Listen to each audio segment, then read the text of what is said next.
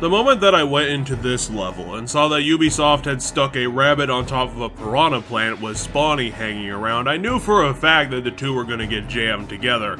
And it truly is a mark of how terrible this game is at being funny that the game literally dangles the obviousness of it happening in our face for 10 seconds. Lo and behold, we get the Pirabbid plant, an unholy marriage of the rabbit's unpredictability and a piranha plant's firepower. This is the first boss in the game, and let's just say that it won't be holding a noob's hand through it. What makes it worse is that the first boss of the game also comes complete with minions and a main attack that can cut through cover, making this boss fight a total 180 from everything the player has been learning so far in the short time they've had with the game. Mario and Rabbids boss fights are a bit strange when compared to other games. They could be incredibly situational and also partly luck-based. I say this because in some boss fights in this game I've had my ass literally handed back to me on the first attempt, whereas the second tripped over itself so many times that I got my crew out with hardly a scratch on them.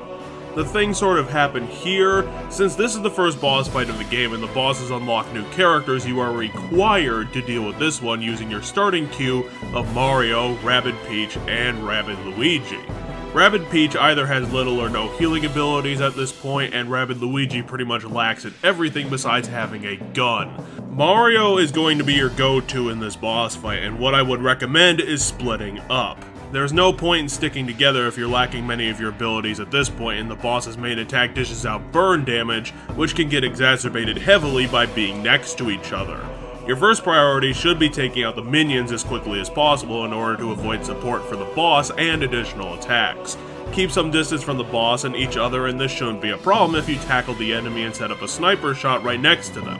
If you can get the minions ticked off the list, then dealing with the Pirabbid plant isn't going to be hard. Essentially just lay into the boss with whatever damage you can muster because you can dish out a hell of a lot more than he can, and you should have enough collective health to squeak a win past his gormless plant hoodie.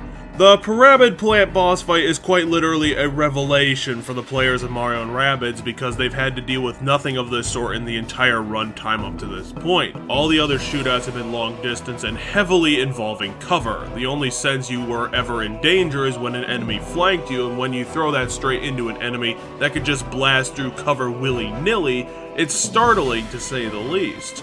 Like the whole of the gameplay is damn solid, a nice challenge that'll get your brain flexing a bit even if the boss you are fighting is far from the stockpile of random nonsense that absolutely litters the Mushroom Kingdom when you have a hyperactive rodent running things.